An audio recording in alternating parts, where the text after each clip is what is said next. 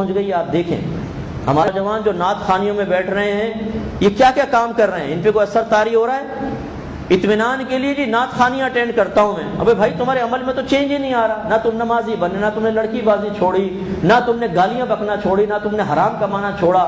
خالی تم نعت خوانی میں بیٹھ کے سمجھتے ہو کہ تم جنتی ہو جاؤ گے. تقاضائے شریعت کہاں چلے گئے؟ خوف خدا پیدا کرنا پڑے گا, اس کی علامات اپنے اندر پیدا کرنی ہوں گی. اللہ نے اس کا حکم دیا. اور مجھے امید تو نہیں, خیر ریکویسٹ کر دیتے ہیں, امید بالکل نہیں, بالکل یعنی 1% بھی امید نہیں ہے مجھے ان نعت خوانوں سے کہ جو ایسے شعر پڑھتے ہیں کہ جن میں اللہ کے عذاب کی تحقیر ہوتی ہے. ایسے نعت لکھنے والے شعراء سے میری گزارش, ایسے شعر نہ لکھیں کہ ان کو بچوں کے سامنے پڑھا جائے تو وہ بے خوف ہو جائیں. مجھے دیکھ کر جہنم کو بھی آ گیا پسینہ, اوئے ہوئے, اسے دیکھ کے جہنم کو پسینہ آ گیا. چلو ہو سکتا ہے شاعر ایسا ہو بہت ہی متقی پرہیزگار, اور ہو سکتا ہے کہ بھئی اب آپ نے جب پڑھ دیا بھئی آپ سب عاشق رسول ہیں, آپ کو تو دیکھ کے جہنم بھی خوفزدہ ہو جائے گی, شرم سے آنکھیں بند کر لے گی کہ عاشق رسول کو اپنے اندر لے لوں. آپ ہو گئے خوش فہمی کا شکار. ہوئے گا اچھا, ہمیں دیکھ کے تو منکر نکیر بھی خبر سے چلے جائے گے. اور نہیں تو کہ عاشق رسول کو دیکھ کر تو وہ سوال بھی نہیں کریں گے, اس سے کیا سوال کرے, تو عاشق رسول ہے, نکل جائیں گے وہ. یہ تصوراتی باتیں کر کر کے ہم نے بے خوف کر دیا قوم کو. یعنی یہاں تک میں نے جملے سنے کہ بھائی ہمیں عذاب قبر سے نہ ڈراؤ, یہ تو فلاں مکتب فکر کا کام ہے, وہ کریں گے, یہ نہ کرو وہ نہ کرو, عذاب قبر منکر نکیر کے سوال, میدان معاشر میں ذلت. عاشق رسول کہیں ذلیل نہیں ہوگا. وہ نعرہ تکبیر, نعرہ رسالت, عاشق رسول کہیں ذلیل نہیں ہوگا. اچھا بیٹا ذرا سامنے آ جا, ذرا عاشق رسول کہتے کس کو یہ بتا ذرا. عشق کسے کہتے ہیں, محبت کسے کہتے ہیں؟ عشق تو قلبی کیفیت کا نام ہے. اس کی ظاہری علامات کون سی واجب قرار دی ہیں شیخ عبدالحق محدث دہلوی رحمۃ اللہ علیہ نے؟ وہ اندر ہیں تمہارے اندر علامات. شرم نہیں آتی کہ ایک آدمی پھوٹی کوڑی جیب میں نہ ہو اور کوئی کہے اور جی کروڑ پتی سیٹ صاحب, اور وہ کالر سیدھی کرے اور اکڑ کے بیٹھ جائے. اور آپ کے کیوں اکڑ رہا ہے؟ میں کروڑ پتی ہوں, پیسہ ہے جیب میں ایک بھی نہیں. تو پھر اس نے کہا یار تمہارا دماغ خراب ہے, عشق کی کوئی علامت اندر نہیں. وہ نعت خان نے کہا ہے ہم سب عاشق رسول ہیں, تو اس لیے میں چوڑا ہو کے بیٹھا ہوں. خدا کا خوف ہے. اب ایک سمجھانے کے لیے مثال دیتا ہوں. ایک آ جائے, میں آپ کی بہن یا بیٹی سے شادی کرنا چاہتا ہوں. اچھا کتنے پڑھے ہو؟ میٹرک فیل. پیسہ کتنا ہے؟ پھوٹی کوڑی بھی جیب میں نہیں ہے جی. جاتے ہوئے آپ سے 10 روپے مانگ کے جاؤں گا تب چائے پیوں گا, صبح سے ناشتہ بھی نہیں ملا. اور بھی حرکتیں کرتے الٹی سیدھی جی, وہ تو بالکل جاری و ساری ہیں. دن کے 12 بجے کالج کے باہر ہوتا ہوں, اور نائٹ میں ایک ایجوکیشن سینٹر سے لڑکیاں باہر نکلتی ہیں, وہاں بھی کھڑا ہوتا ہوں. ساری خراب حرکتیں. ارے بھائی تو تجھ جیسے موبائل کو دوں گا اپنی بیٹی. لیکن ایک منٹ, سارے مجھے دوست کہتے ہیں میں ہیرو ہوں, اور چونکہ میں ہیرو ہوں اور ہیرو کو تو ہیروئن ملتی ہے, تو کر دیجئے نکاح. بتائیے آپ اس کے خالی دوست اگر اس کو ہیرو کہہ رہے ہیں تو ہیرو مان لیں گے آپ اس کو؟ اگر دوست اس کو کہتے ہیں سیٹ, یار تو سیٹ لگتا ہے, سیٹ کروڑ پتی سیٹ لگتا ہے, ذرا پینٹ شرٹ پہن لیتا ہے تو لگتا ہے کسی کروڑ پتی کی اولاد. بعض ایسے ہوتے ہیں خوبصورت سے گورے چٹے ہوتے ہیں نا, اچھا سا لباس پہن لے تو لگتا ہے پوش علاقے کا بچہ, برگر فیملی کا, لیکن ہوتا وہ لیاری میں رہتا ہے, کبھی آپ ادھر ادھر, ایسے بیچارہ چھوٹے گھر کا ہوتا ہے, لیکن لگنے میں لگتا ہے ایسا. تو خالی لوگوں کے کہنے سے آپ اس پہ یقین کر کے اس کو سب کچھ دے دیں گے. لیکن یہ عشق رسول دین کا معاملہ ایسا ہے, دین سے ملے بڑے متقی آدمی ہیں, نہ تقوی کا پتہ نہ متقی کا پتہ, نہ تقوی کی علامات. ارے بھائی کیسے یہ متقی؟ ظاہری علامت تو کوئی بھی نہیں ہے. ماشاءاللہ مسجد میں 10,000 روپے چندہ دیتے ہیں ہر مہینے, یہ متقی ہو گیا, اور وہ خوش ہو رہا ہے, چوڑا ہے, چودھری صاحب بھی تو چوڑے ہے, متقی, انا متقی. ارے بھائی تو کہتے ہیں متقی ہو گیا, خالی لوگوں نے کہا متقی ہو گئے. تو اب آپ سب بیٹھے ہوئے, میں آپ سب کو بولتا ہوں تم سب کروڑ پتی ہو, سب ایم این اے ہو, سب ایم پی ہو, تم سب پاکستان کے پرائم منسٹر ہو, مان لو. آپ کہیں گے مفتی صاحب پاگل ہو گئے, انہیں باہر نکالو. میں تو پاگل ہو گیا. ایک نعت خان آپ میں کوئی عشق کی علامت نہ, اور آپ کو کوئی عاشق رسول, وہ پاگل نہیں ہے, وہ بہت اچھا ہے, اور فوراً یقین بھی کر لیں ہاں عاشق رسول ہے. اچھا ہم جائیں گے جہنم ڈر کے پیچھے ہٹ جائے گی. فرشتے کہیں گے حضور آپ کہاں تھے, تشریف لائیے, جنت آپ کا انتظار کر رہی ہے. وہ اٹھایا جنت میں ڈال دیں گے.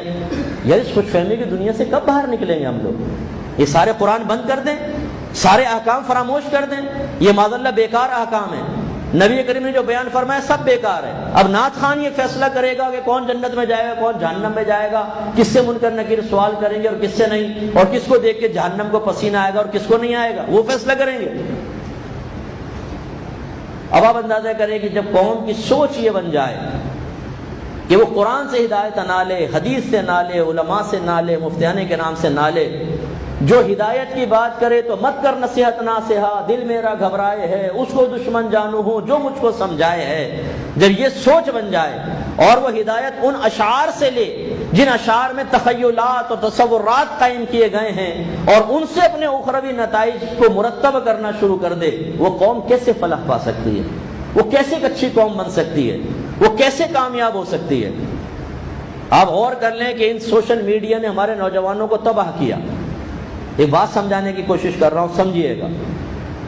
اور اس نے ہمارے نوجوانوں کی تعمیری سوچ کو تخریب میں بدل دیا، جنسیات کو عام کر دیا، جنسی ہوس اتنی غالب کر دی کہ ہر تیسرے نوجوان کے ذہن میں سیکس سیکس سیکس، گندگی، پورن ویب سائٹس کے وزٹ، گندی سیکس آڈیو سننا اور ویڈیوز دیکھنا، یہ سب نوجوانوں کو ادھر کوٹ کوٹ کے بھر گیا ہے۔ تو آپ کے ملک ترقی کیسے کرے گا؟ وہ اچھے نوجوان کہاں بن رہے ہیں کہ جو کامیاب ہوں؟ پھر سالہ سال پڑھتے نہیں، نقلوں پہ اعتماد ہوتا ہے، پھر دیکھیں ٹی وی کے اوپر، یعنی سامنے کیمرہ لے کے کھڑا ہوا ہے ٹی وی چینل کا آدمی، اور وہ یوں دیکھ کے لکھ رہا ہے، رک نہیں رہا کہ شرم سے رکی جائے کہ یار تو ہٹ جا بھائی، سائڈ میں کیا کر رہا ہے، ابے کرنے دے بھائی، ٹائم بڑا کم ہے۔ تو ان چیزوں نے تباہ کر دیا، تباہ آج آپ کے ملک میں نظر آ رہا ہے۔ اس کا مطلب یہ ہوا کہ اگر ہم خوابی دنیا میں رہے تو حقیقت کو نہیں بدل سکتے، محنت کرنی پڑے گی تو ملک ترقی کرے گا، محنت نہیں کرتے تو نوجوانوں کا یہ حال ہے۔ بے روزگاری کا شکوہ ہے کہ گورنمنٹ روزگار نہیں دے رہی، تم نے روزگار حاصل کرنے کے لیے کیا کیا؟ نہ آپ پڑھ کر دیتے ہیں سال بھر، آوارہ دوستوں کے ساتھ گھومتے ہیں، سوشل میڈیا پہ آپ ہمیشہ رہتے ہیں، واٹس ایپ پہ آپ 24 گھنٹے لٹکے رہتے ہیں، لڑکیوں سے آپ کی دوستیاں ہیں، آوارہ گردیاں آپ کر رہے ہیں، نقلوں پر اعتماد کر رہے ہیں۔ کیسے آپ کامیاب ہو کے اچھے پڑھے لکھے ایک انسان بن کر ایک اچھی ڈگری لے کر صحیح نوکری کے قابل ہوں گے؟ اپنی کوتاہیاں کوئی نہیں دیکھے گا، سارا وبال گورنمنٹ پہ۔ دیکھیں ہم نوجوان میں نوکری نہیں مل رہی، بے روزگار ہیں۔ بے روزگار ہو کیوں؟ تمہارا اپنا کتنا قصور ہے یہ دیکھو نا۔ معلوم یہ ہوا کہ اگر آپ حقیقت سے منہ موڑ کر خوش فہمی کی دنیا میں رہیں کبھی کامیاب نہیں ہوں گے، جس کا پریکٹیکل میں نے آپ کو بتایا، دیکھ لیں اپنے اطراف میں۔ تو پھر عشق رسول، محبت رسول اور خوف خدا کے معاملے میں ایک تصوراتی دنیا میں رہ کر کیسے آپ اپنی منزل پا سکتے ہیں؟ اس میں کیوں نہیں نقصان ہوگا؟ یہ کیسے ہو سکتا ہے کہ آپ نہ ڈریں، اللہ سے نہ ڈریں، رسول سے نہ ڈریں، محبت کے تقاضے پورے نہ کریں، عشق کے تقاضے پورے نہ کریں، اور اللہ تعالیٰ اور اس کا رسول آپ کی مرضی کے تابع ہو جائیں؟ کہ ہم وہاں پر جا کر کہیں جو ہم چاہتے ہیں وہ دیجیے ہمیں، اور وہ دے دیں گے ہمیں؟ کیسے؟ جب دنیا میں یہ نہیں ہو رہا تو آخرت میں کیسے ہوگا؟ دنیا میں بھی ہمارا رب ہے، آخرت میں بھی وہی رب ہے۔ دنیا میں محنت نہیں کرتے، اکثر ایسا ہوتا ہے، پھر اللہ تعالیٰ کی طرف سے ترقیاں نہیں ہوتی، ظاہری اسباب آڑے آتے ہیں، تو پھر آخرت کے اندر کیسے خوش فہمی ہم نے پیدا کر لی؟ تو میں آپ کو مایوس نہیں کر رہا ہوں، اللہ کی رحمت بہت بڑی ہے، سرکار شفاعت بھی کریں گے، لیکن وہ رحمت الہی میرے آپ کی طرف متوجہ ہوگی اور سرکار آپ کی میری شفاعت ضرور کریں گے، یہ گارنٹی نہیں ہے۔ یہ تب ہے جب ایمان بچا کر لے کر گئے، اگر اللہ نہ کرے بے پرواہی کی زندگی سے ایمان ہی برباد ہو گیا، نہ رحمت متوجہ ہوگی، نہ سرکار شفاعت کر سکیں گے۔ وہ تو مسلمان کے لیے، کافر کے لیے ہے ہی نہیں۔